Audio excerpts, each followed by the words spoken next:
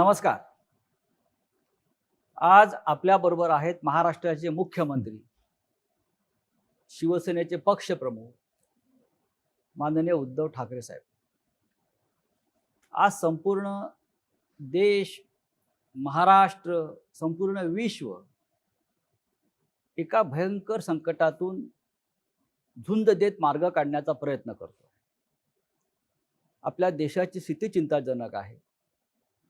महाराष्ट्रामध्ये सुद्धा करोनाचं संकट तर आहेच, पण मधल्या काळामध्ये एक निसर्ग वादळ आलं, ते संकट आलं आणि या सगळ्या संकटांना खंबीरपणे तोंड देत राज्याचं नेतृत्व मुख्यमंत्री उद्धव ठाकरे करतायत. अधूनमधून ते गेल्या 4 महिन्यामध्ये लॉकडाऊनच्या काळामध्ये फेसबुकच्या माध्यमातून मुख्यमंत्र्यांनी जनतेशी संवाद साधला. पण हा संवाद एकतर्फी होता. म्हणजे मुख्यमंत्री आपल्याला समजावून अनेक गोष्टी सांगत होते, आपलं मार्गदर्शन करत होते, आपलं बौद्धिक घेत होते आणि जनता ते सगळं ऐकत होती. ती माननीय मुख्यमंत्र्यांच्या मन की बात होती, दिल की बात होती. पण ह्या निमित्तानं या राज्यातल्या जनतेच्या मनात सुद्धा अनेक प्रश्न आहेत. काही राजकीय असतील, काही सामाजिक असतील, काही आरोग्यविषयक असतील. या सगळ्या प्रश्नांवर बोलण्यासाठी आज मुख्यमंत्री आपल्याबरोबर आहेत. मी मुख्यमंत्र्यांचं स्वागत करतो.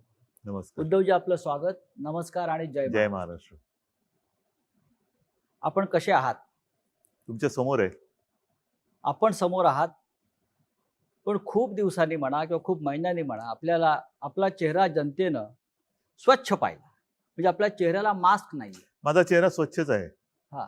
आणि फेसबुक लाईव्ह मध्ये सुद्धा माझा फेस हा स्वच्छच आहे. फेस टू फेस आपण जनतेसमोर आलात.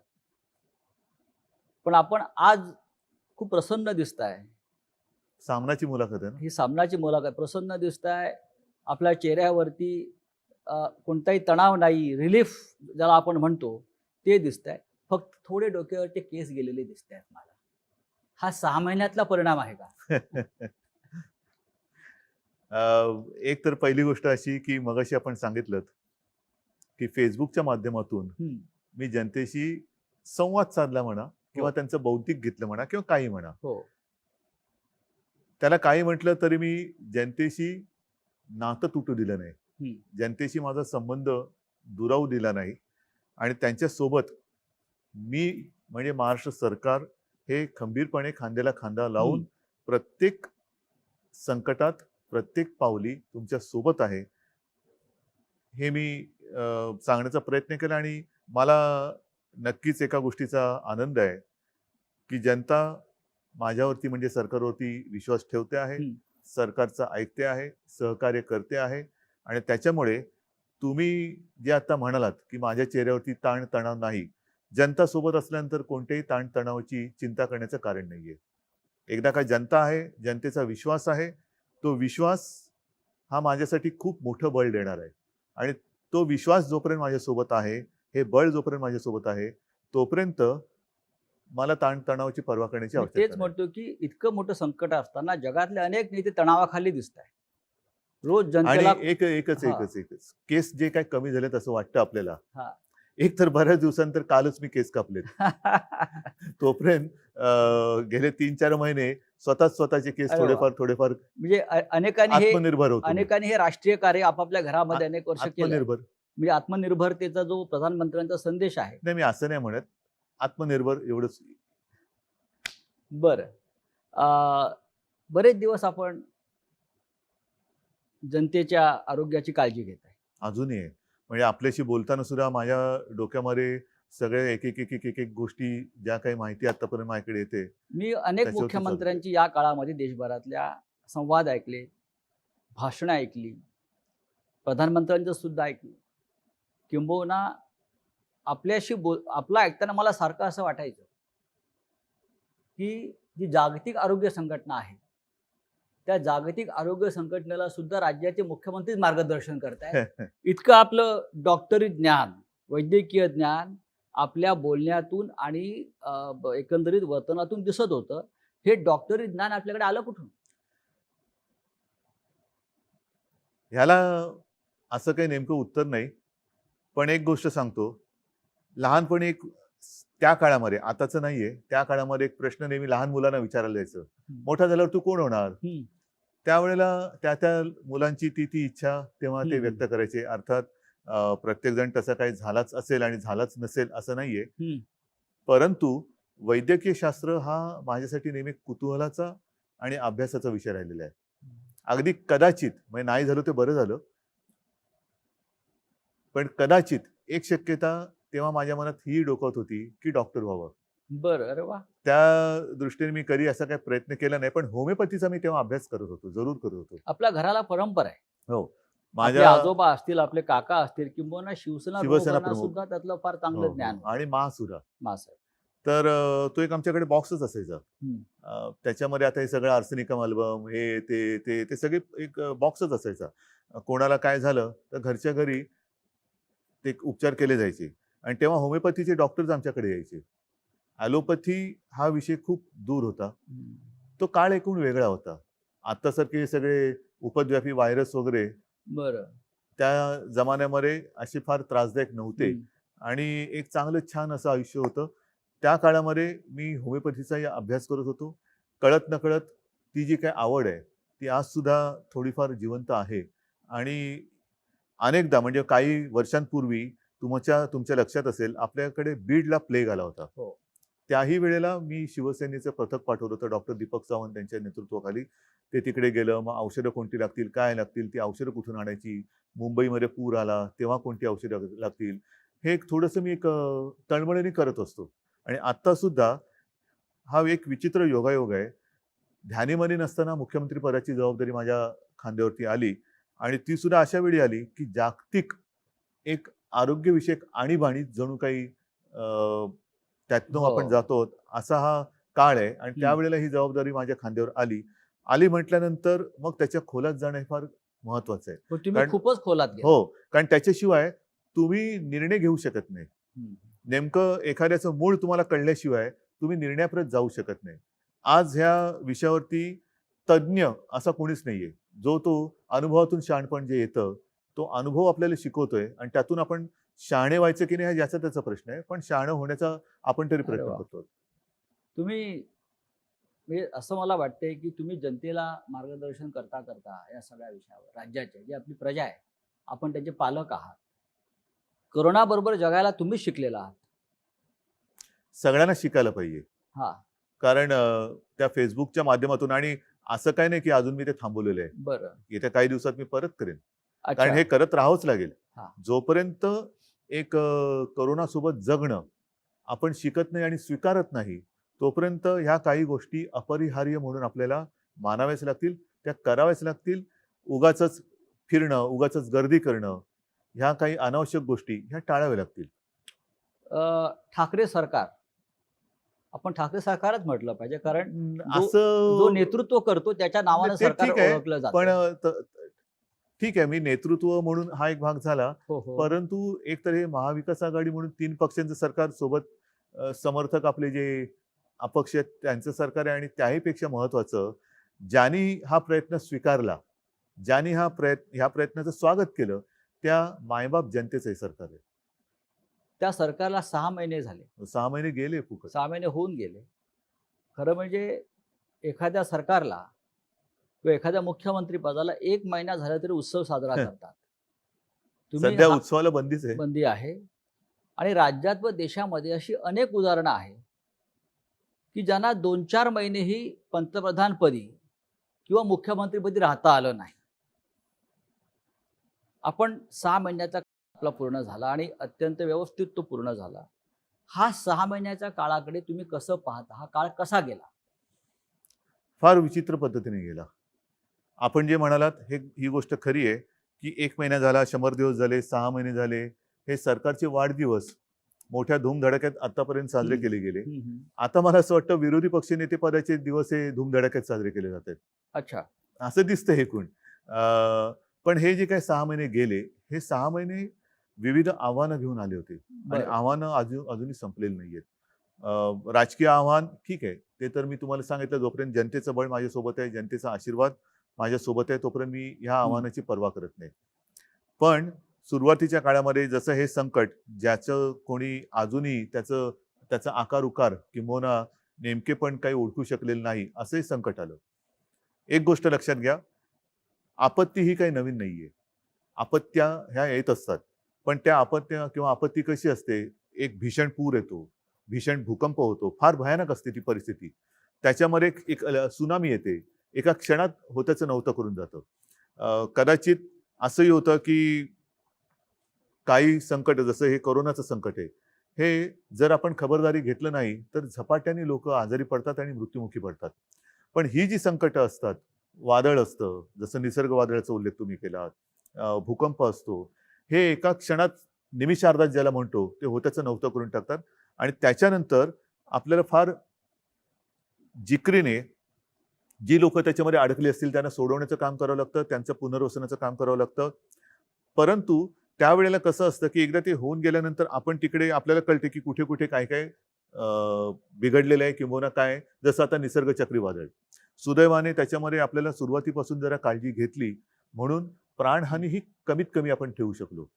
तेवढी सुद्धा होता कामा नव्हती, पण ती कमीत कमी आपण ठेवू शकलो, मर्यादित ठेवू शकलो. आता तिकडे विजेचे खांब उन्मळून पडले, झाडं, वृक्ष, बागा त्याचं नुकसान झालं, घरांचं नुकसान झालं, शेतीचं नुकसान झालं. ह्याची नुकसान भरपाई आता आपण करत चाललेलो आहोत. नुकसान नाही पण भरपाईमध्ये एकच सेकंद, हे जे संकट आहे करोना, हे अजूनही संपत नाहीये. म्हणजे मी फेसबुक लाईव्ह मध्ये एकदा म्हटलं होतं, सरणार कधी रण. हे रण कधी सरणार हेच कळत नाही अजूनही. तुम्ही याला रण मानताय? रणच आहे, रणकंदन आहे मोठं, जागतिक. जसं मी मागेच म्हटलं होतं की वर्ल्ड वॉर आहे, तिसरं वॉर महायुद्ध, अगेन्स्ट व्हायरस. हे 2 महायुद्ध झाली. हे फार भयानक आहे, ज्यांनी हे खरं विश्वयुद्ध आहे, कारण त्यांनी पूर्ण जग व्यापून टाकलेलं आहे. आज सुद्धा अनेक देशांमध्ये ज्यांनी लॉकडाऊन उठवला घाई गर्दीने किंवा सगळं काही संपलं असं समजून लॉकडाऊन उठवला, ते परत लॉकडाऊन करतायत. काही ठिकाणी तर त्यांनी ऑस्ट्रेलियामध्ये वगैरे तुम्ही ऐकलं की एका विभागामध्ये त्यांनी सैन्याला पाचारण केलं. महाराष्ट्रामध्ये अशी वेळ आली होती का की तुम्हाला वाटलं की सैन्याला पाचारण करावं? महाराष्ट्रात सैन्य बोलवण्याची कधीच वेळ आलेली नव्हती. मध्ये ज्या काही बातम्या आल्या होत्या त्यावेळेला मी असं म्हटलं होतं, जी आपण मुंबईमध्ये फील्ड हॉस्पिटल्स केलेत, फील्ड हॉस्पिटल. कारण संकट म्हणजे ही साथ म्हटल्यानंतर साथ असते, एका झपाट्यामध्ये ती किती जणांना कवेत घेईल हे आपण सांगू शकत नाही. त्यावेळेला तुम्ही बघाल मुंबईमध्ये बेड्सची कमतरता होती, ॲम्ब्युलन्सेस नव्हत्या, औषधोपचार नव्हते, व्हेंटिलेटर्स, ऑक्सिजन जे कॉन्सन्ट्रेटर म्हणतो ते. ह्या सगळ्याची कमी का होती? कारण आपल्याकडे जी काही आतापर्यंतची हॉस्पिटल्स आहेत तेवढीच हॉस्पिटल्स होती. आणि हे जेव्हा माझ्या लक्षात आलं, किंबहुना ज्या वेळेला मला विधानसभेचं कामकाज चालू होतं तेव्हा अधिवेशन, तेव्हा पहिल्यांदा आपल्याकडे मार्चमध्ये महाराष्ट्रात पहिले रुग्ण सापडले. ती तीव्रता हळूहळू वाढत आपल्याला अधिवेशन सुद्धा 1 आठवडा कमी करावं लागलं. आणि तेव्हा जेव्हा पहिल्यांदा ब्रीफिंग झालं की ही अशी अशी परिस्थिती आहे, तेव्हाच मी सांगितलं होतं की आपल्याला युद्ध पातळीवरती फील्ड हॉस्पिटल्स उभी करावी लागतील. आणि त्यावेळेला जर गरज लागली तर मिलिटरीच्या तंत्रज्ञानाचा उपयोग करून घ्या. कसे ते पटकन तिकडे करतात. एक गोष्ट आणखीन तुम्हाला सांगतो की याही बाबतीत आपल्याला लष्कराची मदत लागली नाही. आपण इथल्या इथे मला त्या गोष्टीचा एक अभिमान आहे की आपल्या ही प्रशासनाची टीम ही त्यांना जे आपण काही सांगू ते तत्परतेने काम करतायत. आणि म्हणूनच चीननी 15 दिवसात इन्फेक्शन हॉस्पिटल उभं केलं, आपणही 15 ते 20 दिवसात हे हॉस्पिटल उभं केलं आणि आणखीन या सुविधा वाढवतोय. या काळामध्ये आपण मगाशी प्रशासनाचा उल्लेख केला, ते उत्तम काम करते. या काळामध्ये 6 महिन्यामध्ये आपण मंत्रालयामध्ये कमीत कमी केलात असा आपल्यावरती एक सतत आरोप होतो. ठीक आहे ना, मंत्रालय आता बंद आहे. मंत्रालयामध्ये कमीत कमी जाणं, एकूणच मी आता त्या विषयावरती बोलतो की आता तंत्रज्ञान एवढं प्रगत झालेलं आहे, त्या तंत्रज्ञानाचा जर का तुम्ही उपयोग करू शकणार नसाल तर तुमच्यासारखे दुर्भागी तुम्हीच. आता तंत्रज्ञानाचा माध्यमातून, जसं आता आपली मुलाखत संपल्यानंतर मी अगदी घरी जाऊनच, मुद्दामून सांगतो, घरी जाऊन माझ्या मुंबईतल्या महापालिका जे काही आपले आयुक्त आहेत, नुसते महापालिका एकटे नाही, सहआयुक्त, उपआयुक्त, ह्यांची मी एक बैठक घेणार आहे. हे रोजचं चाललंय. काल तर मी मराठवाड्यातल्या सर्व आमदारांची एक विदर्भाच्या, काल माझ्या शिवसेनेच्या जिल्हा प्रमुखांची एक बैठक झाली, व्हिडिओ कॉन्फरन्स. परवा तिन्ही पक्षाच्या विदर्भाच्या आमदारांची एक व्हिडिओ कॉन्फरन्स झाली. म्हणजे मी घरात बसून सगळीकडे जाऊ शकतोय, एका वेळेला मी पूर्ण राज्य कव्हर करतोय आणि निर्णय घेतोय. करोनाशी लढण्यासाठी सरकारने योजना तर भरपूर केल्या एक गोष्ट आणखी लक्षात हा. घ्या, फिरणं आवश्यक आहे, मी नाही म्हणत नाहीये, पण जेव्हा तुम्ही फिरता तेव्हा एकाच ठिकाणी जाता. हो. पण ज्या वेळेला तुम्ही व्हिडिओ कॉन्फरन्सचा उपयोग करता तेव्हा तुम्ही सर्व ठिकाणी जाता. प्रवासाचा वेळ वाचतो, प्रवासाचा वेळ वाचतो. त्यानंतर यंत्रणा जी मग आता मी लावली म्हणतो जाते. विमानाने कशाला जाता, बैलगाडीतून का नाही जात? हम्म. बैलगाडीतून जा, पायी चालत जा. तंत्रज्ञानाचा उपयोग जर करणार नसाल तर मग त्या तंत्रज्ञानाचा शोध लावता ह्या कशाला? तंत्रज्ञानामध्ये तुम्ही अधिकाऱ्यांशी संवाद साधू शकता, पण जनतेशी संवाद कमी होतो असा साधारण एक आक्षेप आहे. आता सध्या तर आपली परिस्थिती लॉकडाऊनचीच आहे. होय. सभा समारंभाने तर बंदीच आहे. हो. जनतेला त्याच्यासाठी बोलवणं म्हणजे आपला नियम आपणच तोडणे, बरोबर आहे. आपला नियम. आणि परत हम्म. आपण आता जसं आपण सुरक्षित अंतरावरती बसलेलो आहेत, मी मुख्यमंत्री आहे, माझ्या आजूबाजूला कोणी येणार नाही, पण माझ्या समोर माझी जनता बसली, तिचं काय? ती जर का दाटीवाटीने बसली तर मी संवाद साधला, पण त्याच्यानंतर माझे जनता जे आहेत ते आजारी पडले, तर त्या संवादाचा उपयोग पण काय? तुम्ही नियमाचं पालन करताय. नियमाचं पालन जर मी नाही केलं तर जनता का करेल? नियमाचं पालन जर मी नाही केलं, मग ते सांगतील ना, लोका सांगे ब्रह्मज्ञान, स्वतः कोरडे पाषाण. हे जे करोनाचे युद्ध आपण म्हणताय, हे विश्वयुद्ध आहे.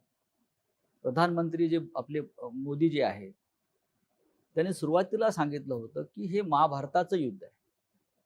महाभारताचं युद्ध हे 14 दिवस चाललं आणि करोनाचं युद्ध आपण 21 दिवसात संपवू. नाही, पण कठीण हे होतं. युद्ध 21 दिवसात संपलं नाही, किंबहुना ते वाढत चाललेलं आहे. जोपर्यंत आपण करोनासोबत नीट जगणं स्वीकारत नाही, आता स्वीकारतात लोक.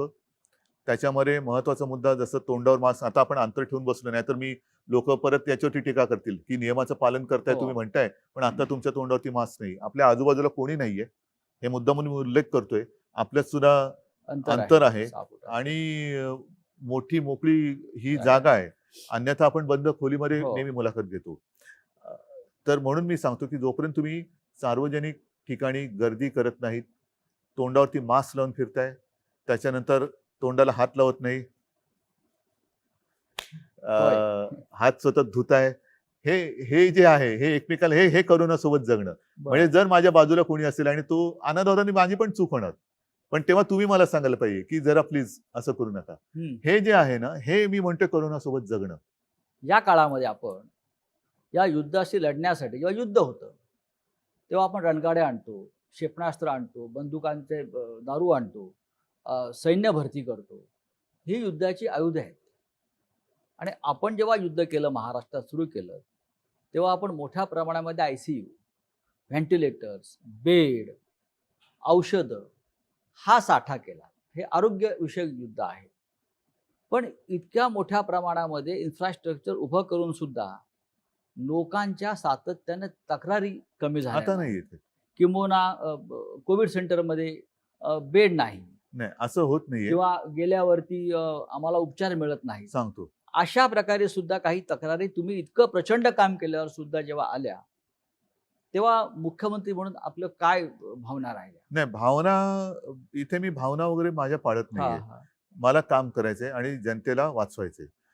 जी तुम्ही गोष्ट म्हणताय ही सुरुवातीला मुंबईत होती, जे मी तुम्हाला सांगितलं. प्रामाणिकपणाने आपण कबूल केलं पाहिजे की ह्या व्हायरसचा प्रादुर्भाव, साथीचा प्रसार आणि आपल्याकडच्या सुविधा ह्याचा जी उपलब्ध होती हे विषम प्रमाण होतं. आता मुंबईत आपण अजूनही वाढवतो आहोत, परंतु आता हा व्हायरस ग्रामीण भागात पसरायला लागलेला आहे, इतर शहरात पसरतोय. त्या शहरांमध्ये आणि त्या ग्रामीण भागामध्ये जिथे या सुविधा अजूनही उपलब्ध आपण करू शकलेल्या नाहीत किंवा ज्या सुविधा आता बनतायत, तोपर्यंत तिथे ही तक्रार थोडीफार राहणार. आणि त्याच्यासाठी सर्व जिल्हाधिकाऱ्यांना माझ्या सूचना आहेत की जिथे जिथे तुम्हाला आवश्यकता असेल तिथे तात्काळ या सुविधा निर्माण करा. पण मुंबईत ज्या वेळेला आपण या सुविधा केल्या तेव्हा पावसाळा नव्हता, म्हणून आपण मोकळ्या मैदानात त्या सुविधा बिना कोणत्या अडचणीच्या आपण तयार करू शकलो. BKC मध्ये सगळ्यात मोठे इस्पितळ आपण उभं हो, केलं. गोरेगावचं नेस्को गोरेगावचं. त्याच्याहून मोठं आहे. त्याच्यानंतर वरळीला डोम आहे, आता रेसकोर्सला करतोय, मुलुंड चेक नाका आहे, दहिसर आहे. या सगळीकडे आपण का करू शकलो? कारण तिकडे आपण त्या काळाचा फायदा घेतला. कारण मुंबईमध्ये आपल्या आधी सुरुवात झाली होती या साथीची. आता काय होते, आता गावामध्ये किंवा इतर शहरामध्ये पाऊस आता लागलेला आहे, त्याच्यामुळे अशी मैदानं तुम्हाला मिळणार नाही. बरं, या मैदानात सुद्धा नुसते आपण तंबू नाही टाकले, तिथे सुद्धा टॉयलेटची सोय ही परमनंट, म्हणजे त्याच्यासाठी सुद्धा सिवेज लाईन वगैरे टाकून घेतली, पाण्याची लाईन टाकली, म्हणजे कुठेही नंतर त्रास होता कामा नये ह्याची खबरदारी घेऊन या सुविधा तयार केल्या. आता गावागावात किंबहुना इतर शहरांमध्ये आपल्याला जे मोठे हॉल असतील किंवा काही ठिकाणी गोडाऊन्स असतील जे कव्हर्ड आहेत ऑलरेडी, अशा ठिकाणी आपल्याला ह्या कराव्या लागतात. किंवा ते जर का नसेल तर काही रिकाम्या बिल्डिंग आहेत का, आजही काही ठिकाणी आपण शाळा, कॉलेजेस किंबहुना हॉस्टेल्स हे क्वारंटाईनसाठी घेतलेले आहेत, कारण तात्काळ आपल्याकडे दुसरं काहीच नव्हतं. हे इतकं करून सुद्धा देशामध्ये रुग्ण वाढतातच आहेत. 10 लाखाच्या वर रुग्ण देशामध्ये गेले, त्याच्यापेक्षा जास्त आकडा हा असावा. महाराष्ट्राचा आकडा हा 3 लाखावर गेला. 3 लाख एकूण, एकूण. म्हणजे पहिला रुग्ण जो आता बरावून घरी गेलेला आहे त्याला सुद्धा त्याच्यात पकडलं जाते. आणि हे मुंबई खरंच 1 चूक आहे. लाखावर गेले. हो, पण आता जे बरे होऊन गेले तो त्याच्यामधले फिगर दिल्या जात नाही. नाही, तो धरता कामा नये ना. तुम्ही तुमच्या महाराष्ट्राला किंवा देशाला पंतप्रधान किती असं विचारता का? मग नेहरूंपासून पंतप्रधान धरणार का? महाराष्ट्रामध्ये सुद्धा यशवंतरावांपासून मुख्यमंत्री धरणार का? असे सगळे मुख्यमंत्री किंवा सगळे पंतप्रधान एकत्रित धरत नाहीत. आत्ता किती पंतप्रधान? 1. आत्ता किती मुख्यमंत्री? 1. आतापर्यंत कोण कोण होऊन गेले? हे होऊन गेलेले. म्हणजे आता आकडा कमी होतो. कमीच आहे. हा, असं नाही मी म्हणत, काही ठिकाणी वाढतोय. एक आणखीन महत्वाचा मुद्दा घ्या लक्षात, की ही साथ आहे, आकडा वाढतोय, तो थोडा वाढणार, पण याच्यामध्ये आपल्याला लवकरात लवकर तो रुग्ण ओळखून किंबहुना रुग्णाला जर का तशी लक्षणं आढळली तर त्यांनी लवकर पुढे आलं पाहिजे.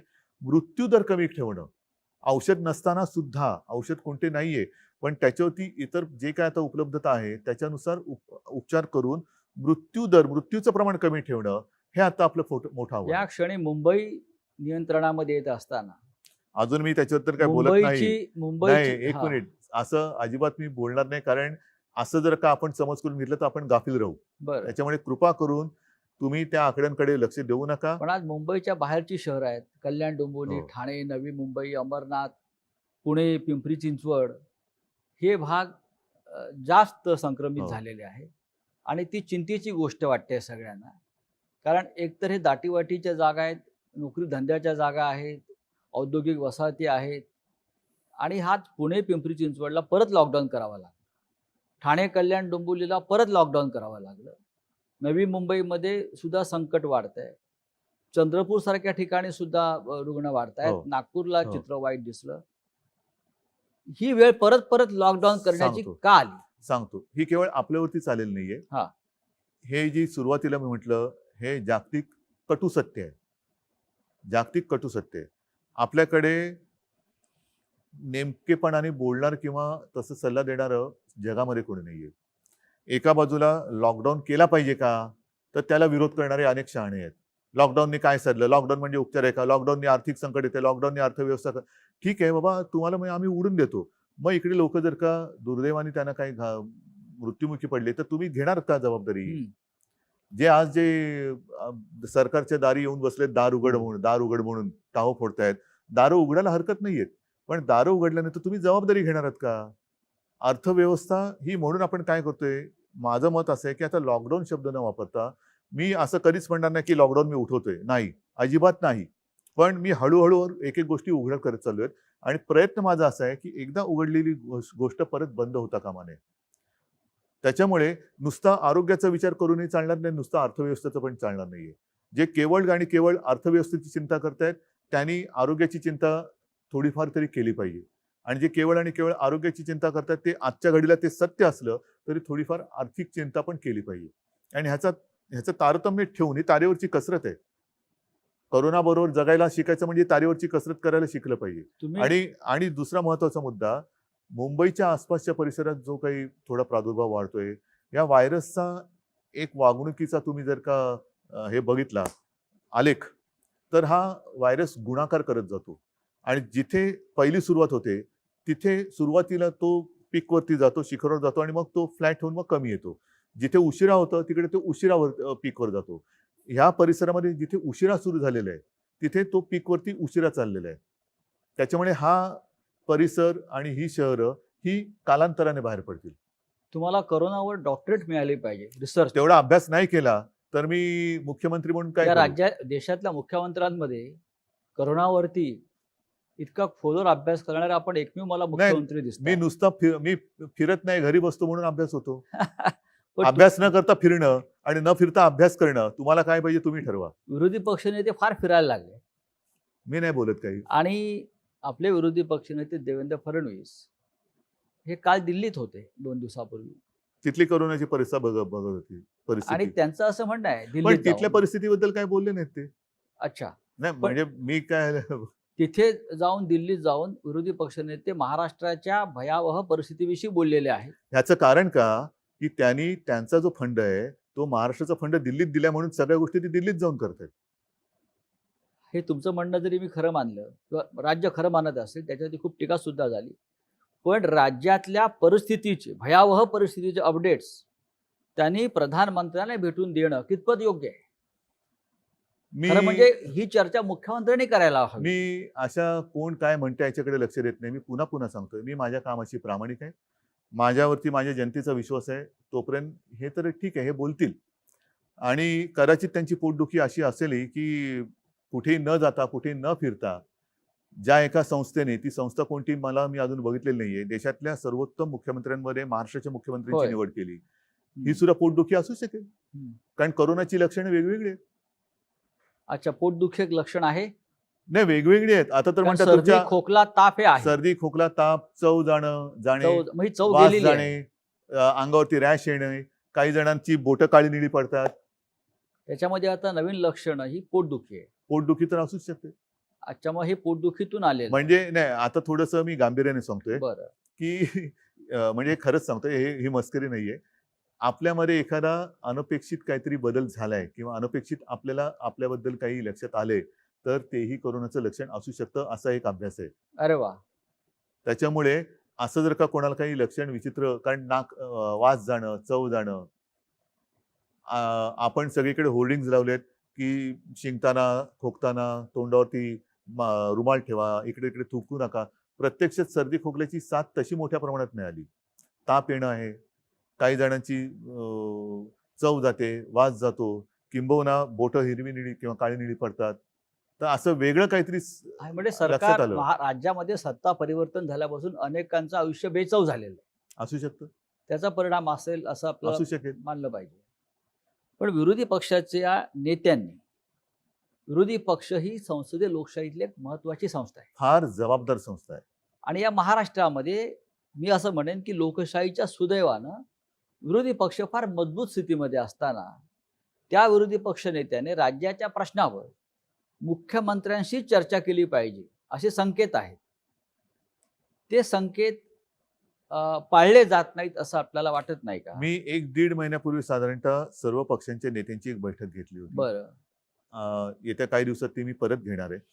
परंतु त्यावेळेला मी त्यांना मोकळेपणाने सांगितलं होतं की आपणही मोकळेपणाने आपली जी काही निरीक्षणं असतील, काही सुधारणा असेल, राजकारण तर ते आपल्या 5वीलाच पुजलेले आहे. सर्वदा राजकारण एके राजकारण. पण हा जनतेच्या जीवाशी खेळ होतोय. जर एखादी गोष्ट आपण म्हणता, मी मान्य करेन की कुठेही अजूनही कोविड सेंटरमध्ये थोडीशी दुरावस्था असेल, असू शकेल. मी असं नाही म्हणणार की असं नाहीच आहे, पण असेल तर ती मी सुधारवली पाहिजे. कारण शेवटी ती सुविधा मी जनतेसाठी केलेली आहे आणि त्याच्यात जर का कुठे काही उणीव असेल तर ती दूर केली गेलीच पाहिजे. आता सुद्धा आपल्याकडे काही काही औषधं गेल्या काही महिन्यामध्ये एक त्याच्यावरती शोध लागतोय आणि ती वापरली जात आहेत. आणि मी मुद्दामून सांगतो, WHO असेल किंवा आणखीन काही असेल, आपल्याला दूरचित्रवाणी किंवा वृत्तपत्रातनं कळतं की ब्रेक थ्रू, त्याच्यामध्ये एक ते स्टिरॉइडचं नाव आलं, डेक्सोना, ज्याला आपल्याकडे डेक्सोना म्हणून म्हणतो. मी टास्क फोर्सला विचारलं, ते म्हणाले साहेब हे औषध आपण स्टिरॉइड आपण गेले 2 महिने ऑलरेडी वापरतो. बरं. आता ते सुद्धा कधी द्यायचं, किती द्यायचं, हे प्रमाण हे डॉक्टरांनी ठरवायचं असतं. आणि म्हणून प्रत्येक रुग्णाला हे औषध मिळालंच पाहिजे हा आग्रह आपण नाही धरता कामा, ते डॉक्टरवरती सोपवलं पाहिजे.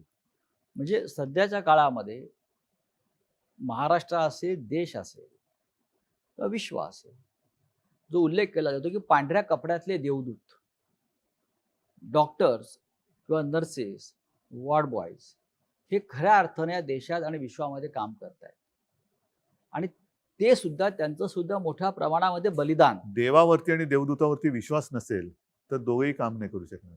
होय. कर्नाटकच्या जे बाजूला राज्य आहे तिकडल्या मंत्र्यांनी सांगितलं आहे, तिकडे जी काय परिस्थिती गंभीर झालेली आहे करोनाची, की आता आम्ही सगळं देवावर सोडून मोकळं होतोय. हे कितपत योग्य आहे? हे मी तुम्हाला म्हटलं ना, आता हा सुद्धा माझ्या फेसबुक लाईव्ह मधला मुद्दा होता. हो, सगळी प्रार्थना स्थळ बंद आहेत, बंद आहेत. मंदिरं बंद आहेत, सगळे बंद आहेत. मग देव आहे कुठे? देव कुठे गेला? तर तो देव आपल्यात आहे. हो. आपण एकमेकाला सावरणं, आपल्या डॉक्टरांच्या रूपातनं तो आपल्याला मदत करतोय. त्याच्यानंतर जसं मी म्हटलं की एक जनजागृती, एकमेकाला सावरणं, हा सुद्धा फार त्याचंच एक हे आहे. असं पूर्वी आम्ही शाळेमध्ये असताना पिक्चर बघायचो. त्याच्यामध्ये देवा दिखायचं, त्या हातात अशी किरणं निघतात आणि तो चमत्कार होतो. कोणतरी मृत्युमुखी पडलेला पुन्हा जिवंत होतो, आजारी पडलेला पुन्हा बरा होतो. तर ते शेवटी देवाचा आशीर्वाद म्हणजे ते औषधाच्या रूपाने त्याला मिळणं, वेळेवरती रुग्णसेवा मिळणं, या सगळ्या गोष्टी ही तीच गोष्ट आहे. मला असं रुग्णसेवा. वाटतं शरद पवार काल ह्या विषयावरच बोललेले आहेत का? काय? शरद पवार असं बोलले आहेत की अयोध्येतलं जे राम मंदिर उभं राहत आहे त्याच्यापेक्षा करोनाची चिंता जास्त आहे. मंदिराच्या माध्यमातून करोना बरा होणार नाही. करोनासाठी आपल्याला अशा प्रकारे आपण म्हणताय बरोबर डॉक्टर आहे ना. डॉक्टर्स पाहिजेत. आज डॉक्टरांची आणखीन एक गोष्ट काय आहे की आपण ज्या सुविधा निर्माण करतो आहोत, हो या सुविधा काही रुग्ण बऱ्या नाही करणार आहेत. हा त्या सुविधांच्या बरोबरीने डॉक्टर्स पाहिजेत. आपण मी आधीच म्हटलं होतं ना की जम्बो फॅसिलिटी, जम्बो म्हणजे मी काय बेडचं दुकान नाही काढलेलं, फर्निचरचं दुकान नाही काढलं, प्रदर्शन नाही भरवलं. त्याच्यावरती जेव्हा रुग्ण येईल तेव्हा त्या रुग्णाच्या आणि बेडच्या बाजूला डॉक्टर आणि ती सिस्टर पाहिजे आणि हातात औषधं पाहिजेत. ज्या मुंबईतल्या करोनाच्या स्थितीवर सगळ्यात जास्त टीका देशभरातल्या राजकीय लोकांनी केली, मग ते प्रवासी मजदूर जाताना असतील किंवा रुग्ण वाढताना असेल, त्याच मुंबई पॅटर्नचा आज सगळ्यात जास्त बोलबाला होतो. कोण करते? प्रत्येकाला मुंबई पॅटर्न लागू करा असं देशभरात वाटतं. कोण करते? सगळेच करताय. तर हा मुंबई पॅटर्न जेव्हा तुम्ही सुरू केला, तुम्ही मॅनेज केलं असेल. अच्छा आम्ही मॅनेज केलं.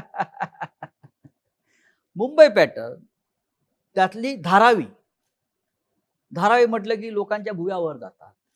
खरं मोठं आव्हान आहे. पण जागतिक आरोग्य संघटनेनं फक्त धारावीचा उल्लेख केला आणि धारावी पॅटर्न हा उल्लेख केला. हे मला असं वाटतं या सरकारचं सगळ्यात मोठं यश आहे. महापालिका असेल, राज्य सरकार असेल, पण मुख्यमंत्री म्हणून आपण सतत मुंबई आणि धारावीवर लक्ष दिलं. हे आपण कसं करू शकला?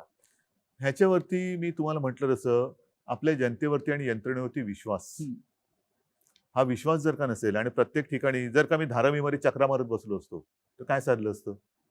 मी मुख्यमंत्री म्हणून जाणं म्हणजे सगळा तो लवाजमा माझ्यावरती गोळा होणं. बरं, म्हणजे त्यांना कामाची ठिकाणं आणि कामं सोडून माझ्यावरती गोळा होणं. ह्याच्या पलीकडे मी त्यांना काय सांगणार? पण एक गोष्ट नक्कीच समाधानाची आहे की WHO धारावीचा उल्लेख केला. त्याच्यानंतर काल परवाकडे वॉशिंग्टन पोस्ट मध्ये एक आर्टिकल आहे, त्याच्यात त्यांनी म्हटलं की मुंबई हे एक असं शहर आहे की ज्या शहराने कोणतीही माहिती लपवलेली नाही, लपवाछपवी नाही, बिलकुल नाही. जे आहे ते स्पष्ट आहे. पण तुम्ही लपवताय, काहीतरी लपवताय असं विरोधी पक्ष नेत्यांचं म्हणणं होतं. मृत्यूच्या आकडे लपवताय, रुग्णांच्या आकडे लपवताय. त्यांच्याकडे वॉशिंग्टन पोस्ट त्यांची स्वतःची यंत्रणा आहे का? असू शकेल की ज्या माध्यमातून त्यांना हे आकडे मिळत आहेत किंवा राज्यातल्या कारभाराविषयी माहिती मिळते. असू शकेल. पण ह्या ज्या काही गोष्टी आहेत, WHO आणि वॉशिंग्टन पोस्ट हे ह्या वृत्तपत्रात आणि त्या हेल्थ ऑर्गनायझेशननी देणं हे एक फार मोठं गौरवाची गोष्ट आहे. त्याच्यामुळे मी या गोष्टींकडे बाकीच्या मी त्याच्याकडे लक्ष देत नाही. धारावीत आपल्याला यश मिळत आहे. मी अजूनही बोलत नाही, कारण अजूनही संकट पूर्ण टळलं पाहिजे. आणि जर का मी कोणाचं आता मोठं कौतुक केलं तर गाफीलपणा मला नकोय, गलथानपणा नकोय. मुंबई सुद्धा हळूहळू स्थिरस्थावर होत आहे. पण मुंबईच्या रस्त्यावरती वडापाव कधी मिळणार? त्याच्यासाठी सुद्धा आपली ही हळूवार वाटचाल त्याच दिशेने चालू आहे. हो, जोपर्यंत मुंबईच्या रस्त्यावरती लोकांना वडापाव मिळत नाही तोपर्यंत मुंबई सुरळीत झाली असं कोणी या देशामध्ये मानणार नाही. वडापाव आहे, बऱ्याच गोष्टी आहेत. बर, दुसरा एक विषय महत्वाचा येतो आहे की या संपूर्ण 4 महिन्याच्या काळामध्ये आपण मंदिरांनाही लॉकडाऊन केलंय, देवही बंदिवान आहेत. देव आपलेच आहेत. मंदिराची टाळी कधी उघडणार? देव म्हणतात मी तुमच्यात आहे, बरं. आणि त्याच्यामुळे तुम्ही मंदिरात येऊ नका, तुम्ही हे पहिले सांभाळा. जसं गाडगेबाबांचा एक उल्लेख, हो. माझ्या आजोबांनी मला ती सांगितलेली गोष्ट, मला हो, तर त्यांच्या हो. चरित्रात पण लिहिलेलं आहे. होय. गाडगेबाबा पंढरीला जायचे, पंढरपूरला. यात्रा असायची, वारी, जसे ती या वेळेला वारी होऊ शकली नाही, आणि गाडगेबाबा जायचे ते दर्शनाला मंदिरात जायच्या आधी किंवा ऐवजी चंद्रभागेचा काठ हा सकाळ झाली का खराट घेऊन साफ करायला जायची. आणि त्यांना कोणी विचारलं, काय बाबा दर्शन घेतलं का? तर म्हणले, अरे हे बघ, हा माझा विठोबा आहे, अच्छा. हे गोरगरीब माता भगिनी मायेबाप सगळे आलेले आहेत, इकडे ही सगळी अस्वच्छता माजली तर रोगराई येईल, मग त्याचं काय होणार? त्याच्यामुळे ते त्याची सेवा कर सांगायची. आपण त्या गाडगे महाराजांची आणि परंपरा आणि ते स्वतः हे खरं घेऊन काढायची. आता आम्ही त्यांच्या नावाने अभियान करतो, पण स्वतः काय करतो? स्वच्छ केलेल्या कोपऱ्यामध्ये जाऊन झाडू मारून फोटो काढतो. गाडगे महाराजांची परंपरा महाराष्ट्राला जशी लाभली आहे, तशी ठाकरे कुटुंबाला आहे ना, आजोबांनी प्रौढांकाळापासून किंवा त्याच्यामुळे माणसाचं काही देव गोष्टी त्यांनी पाहिला. या माझ्या आजोबांकडनं त्यावेळेला मी त्यांच्या आठवणीच्या स्वरूपात ऐकलेल्या आहेत. आता महाराष्ट्रामध्ये अनलॉक 2 सुरू आहे, अनलॉक शब्द सोडा, अनलॉक लॉक ज्याला तुम्ही पुनश्च हरिओम म्हणता. पुनश्च हरिओम म्हणतोय किंवा मिशन बिगिन अगेन, होय. ते करताना नीट तो समजून घ्यायला पाहिजे विषय, की लॉकडाऊन हा केलेला आहेच, लॉकडाऊन आहेच, त्याच्यामुळे ह्याच्यानंतर काय होणार, त्याच्यानंतर काय, लॉकडाऊन आहेच, पण आपण एक एक गोष्टी सोडवत चाललेलो आहोत. त्यातनं हळूहळू एक एक गोष्टी बाहेर काढतोय. नाहीतर काय होईल, lockdown 1, lockdown unlock 1, lockdown 2, unlock 2, lockdown 2, ह्या गोष्टी या खेळत तांत्रिक गोष्टी नाही. म्हणजे तुम्ही घाईघाईने एखादी लॉकडाऊन केला, तेही चूक आहे. घाईघाईने लॉकडाऊन उठवला, किती काळ असं बसणार? मग हे कधी होणार, ते कधी होणार? लोक कंटाळले आता आहे, पण कंटाळा घालवण्यासाठी म्हणून लॉकडाऊन केलेलं नाही, उघडायचं असं नाहीये. लोकांच्या पोटापाण्याचा प्रश्न आहे. त्याच्यासाठी एकदम जर का घिसाडघाईने उघडलं आणि साथ प्रचंड वाढली आणि जीवच गेला, तर पोटपाण्याचं काय करणार? काही ठिकाणी कारखान्यांमध्ये सुद्धा जर का ही साथ घुसली तर काय होणार? आणि म्हणून मग एक गोष्ट स्वीकारायला पाहिजे, की मग करोनाचं काय होईल ते होईल, किती माणसं मृत्युमुखी पडतील ते पडतील, पण आम्हाला लॉकडाऊन नको. आहे का तयारी? अमेरिकेत जसं केलंय. हा, तयारी आहे का? माझी नाही तयारी. न्यूयॉर्कला आहे. असेल, माझी नाही तयारी. मी म्हणजे ट्रम्प नाहीये. मी माझ्या डोळ्यासमोर माझी माणसं अशी तळमळताना हे करताना बघू शकत नाही, अजिबात नाही. त्याच्यामुळे एक गोष्ट ठरवा, की लॉकडाऊन गेला खड्ड्यात, जीव गेला तरी 72, पण आम्हाला लॉकडाऊन नको. रेल्वे सुरू होत नाही अद्याप, लोकांनी प्रवास कसा करायचा? म्हणूनच मी म्हणतो ना, की एकदा काहीतरी ठरवा, इस्पार या उसपार. आणि जर का दोन्ही सांभाळायचं असेल तर मी म्हटलं तसं रेल्वे रुळावरनच चालली पाहिजे, तशी ती तारेवरची कसरत आहे, तारेवरची कसरत आहे. तुम्ही रेल्वे सुरू करणार की नाही असा प्रश्न आहे माझा. नाही, बंद करण्यासाठी आम्ही काय केलं? रेल्वे ही मुंबईची लाईफलाईन आहे. जोपर्यंत लाईफलाईन, रेल्वे सुरू करूया, वडापाव सुरू करूया, सगळं सुरू करूया, पण एकदा काहीतरी एक टोक स्वीकारा. घाई गडबडीने घिसाडघाईने तुम्हाला हे करायचंय आणि मग काय आपल्या घरात कुटुंब याच्यामध्ये आजारी पडतात आणि काही मृत्युमुखी पडतात. मग कुटुंब मृत्युमुखी पडल्यानंतर घराला जे टाळं लागेल ते लॉकडाऊन कोण उघडणार? घराचं जो काय लॉकडाऊन होईल, कुटुंब जर का याच्यात गेलं तर त्या घराचं टाळं कोण उघडणार? आणि म्हणून ते टाळं नको असेल तर या गोष्टी टाळा. शिक्षणाचा पूर्ण बट्टाबोळ झालाय जगभरात.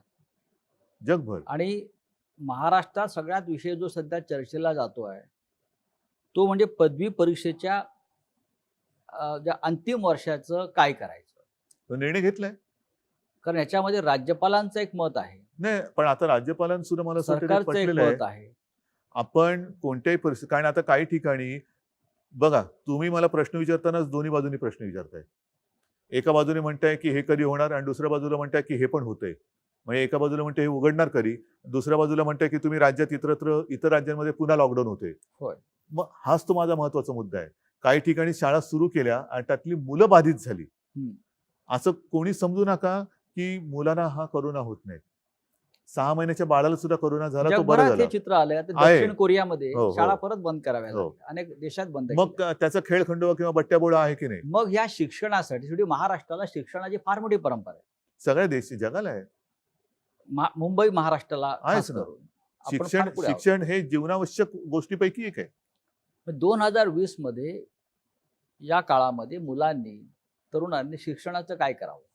महत्वाचा मुद्दा आहे हा. आणि त्याच्यासाठी आपण आता हा जुलै जवळपास संपत आला, बरोबर आहे. जूनमध्ये शाळा सुरू होतात. मी माझी संकल्पना मांडली ती हीच आहे की शाळा कधी सुरू होणार. आता तो शाळा हा जो कन्सेप्ट आहे तो थोडासा बाजूला ठेवा. शिक्षण कधी सुरू होणार. ह्याच्यासाठी आपण हा एक विचार केला की जिथे जिथे शक्य असेल ग्रामीण भागात तिथे शाळा सुरू कराव्यात का, आणि जिथे जिथे शक्य आहे, सुविधा आहे, तिकडे ऑनलाईन शिक्षण सुरू करावं का. ऑनलाईन शिक्षणाचं पायलट आपल्याकडे सुरू झालेलं आहे. बरं. त्याच्यासाठी आपण केंद्राशी बोलून आता त्याच्यात सुद्धा कसं आहे की हे एकतर्फीच होणार आहे. जसं माझं फेसबुक लाईव्ह होतं तसंच ते होणार आहे की टीव्ही चॅनलवरनं शिकवता येईल का. त्याच्यानंतर आपण मुंबई महापालिकेच्या शाळेमध्ये टॅब दिले होते, SD कार्ड लोड केले, त्याच्यात ई-लर्निंग आहे, टेक्स्टबुक आहेत, पाठ्यपुस्तक आहेत. अशी काही हे करावं का, कारण त्याच्यावरती सगळ्या बाजूनी आपण मतांतरही घेत आहोत. पण जसं आता तुम्ही म्हणताय की लॉकडाऊन करावा, काही म्हणतात करावा, काही म्हणतात करू नये, तसं प्रत्येक बाबतीत आपल्याला 2 मत, 3 मत, 4 मत हा जो काही एक घोळ होतोय मतांतराचा, त्याच्यामुळे आपला प्रॉब्लेम होतोय. कारण सरकार म्हणून आम्ही करणार. शेवटी जर का एखादी गोष्ट मला पटली तर मी टीकेची पर्वा कधीच करत नाही. मुख्यमंत्री नव्हतो तेव्हाही केली नाही आणि आताही करणार नाही. जी गोष्ट मला पटले आणि मला असं वाटतं की याच्यात जनतेचं हित आहे तिकडे मी टीकेची पर्वा करत नाही. राज्यपालांची एक भूमिका आहे. त्यानंतर युनिव्हर्सिटी ग्रँड कमिशन, विद्यापीठ अनुदान जी संस्था आहे त्यांची भूमिका परीक्षा पण आपल्याकडे सुद्धा घेण्यासंदर्भात आहे. कुलगुरूंची एक भूमिका आहे. आपल्याकडे कुलगुरूंची परीक्षा एक होऊ भूमिका आहे. नये, यातून मार्ग काढण्यासाठी मार्ग काढलाय आपण. परीक्षा होऊ नये असं कोणाचंच मत नाही. हो. माझंही मत आहे परीक्षा व्हावी. पण हे मी काय म्हटलेलं नीट लक्षात घ्या. आपण अंतिम वर्षाच्या मुलांना जी काही आतापर्यंत सेमिस्टर झालेले त्याचं ॲग्रिगेट करून मार्क देऊन त्यांच्या आयुष्यातला एक अडथळा दूर करावा, त्यांना पास करावं. त्यांच्या शेवटी एक सरासरी हा एक प्रकार असतो म्हणून त्याला सरासरी म्हणतात. सरासरी मार्क देऊन त्यांना रिझल्ट द्यावा. ज्यांना कोणाला वाटतं की मी ह्याच्याहून चांगली कामगिरी बजावू शकतो त्यांना आपल्याला जेव्हा शक्य होईल. आता हे आपण मे महिन्यात बोलत होतो, जून महिना गेला, जुलै गेला, केव्हा शक्य होईल. आता तरी आपल्या समोर तसं काही दिसत नाही, कारण आता ग्रामीण भागात सुद्धा तो पसरतोय कोरोना. जेव्हा शक्य होईल तेव्हा आपण परीक्षा जाहीर करू, परीक्षा घेऊ. ज्यांना असं वाटते की आम्ही परीक्षेला बसू शकतो आणि आम्हाला बसायचंय, परीक्षेला बसा. आणि तेव्हा मात्र तुम्हाला एकच काहीतरी ऍक्सेप्ट करावं लागेल, एक तर ऍग्रिगेट केलेल्या मार्क्सचा एक रिझल्ट घ्या किंवा परीक्षेचा. नोटबंदी हे मोठं संकट होतं. त्यात हजारो लाखो लोक बेरोजगार झाले आणि त्याचे परिणाम देश आजही भोगतोय. विशेषतः याचा सगळ्यात जास्त फटका औद्योगिक राज्य असल्यामुळे महाराष्ट्राला बसला, मुंबईला त्याच्यावरती बसला. जास्त कोण बोलत नाहीये. आता पुन्हा करोनाचाच फटका औद्योगिक दृष्ट्या म्हणाल तर आपल्याच राज्याला बसतोय. आपल्या राज्यामध्ये पण एक संकट हे शेवटी संकटात सुद्धा प्रकार आहेत, मानवी आणि अमानवी. मानवी असो किंवा अमानवी असो, ते कोणालाच मानवत नाहीत. त्याच्यामुळे संकट हे संकट असतं. आताचं संकट हे अमानवी आहे आणि हे आपल्या हातात नाहीये. हे संकट, हा व्हायरस जो आला तोच मुळातून बाहेरून आलेला आहे. यातून मार्ग कसा काढणार. हजारो लाखो लोक जे मार्ग बेरोजगार या ह्याच्यातून मुंबई महाराष्ट्र, मला असं वाटतं ह्याच्यातून मार्ग काढण्यासाठी पूर्ण जग धडपडतं आहे. आणि आता सुद्धा प्रसारमाध्यमातून ज्या बातम्या आपल्या समोर येत आहेत त्या आशादायक आहेत. याच्यावरती वॅक्सिन जवळ आपण गेलेलो आहोत, पोहोचतो आहोत. काल सुद्धा माझी काही जणांशी चर्चा झाली. येत्या काही महिन्यात कारण या वॅक्सिनची ट्रायल सुरू झालेली आहे. आता प्राण्यांवरती होते, एक ठराविक ग्रुपवरती होते, त्याच्यानंतर ती मोठ्या प्रमाणावरती होईल. असं करून आता तर बातमी की ऑगस्टमध्ये आलं तर आनंद आहे. पण साधारणतः या वर्षाच्या अखेरीपर्यंत आपल्या देशामध्ये वॅक्सिन तयार होऊ शकतं असं चित्र आहे. शेतकऱ्यांचे प्रश्न नव्याने उफाळून येतील. सगळ्यांचेच आहेत. आता आजपासूनच महाराष्ट्रामध्ये दूध उत्पादक शेतकऱ्यांचं आंदोलन सुरू झालंय. त्यांच्या दुधाला भाव वाढवून हवाय. कोणाला भाव मिळतोय नीट? कोणालाच भाव मिळत नाहीये. त्याच्यामुळे हे संकट हे सर्वव्यापी आहे.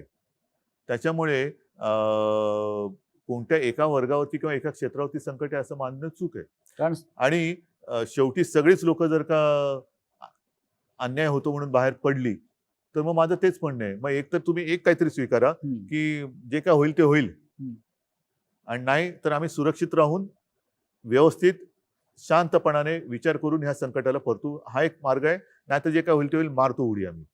कारण खाजगी कंपन्या, खाजगी उद्योग यांनी तर नोकर कपात मोठ्या प्रमाणात सुरू केली. पण शासनामध्ये सुद्धा एस टी मधून 4000 लोक कमी गेले.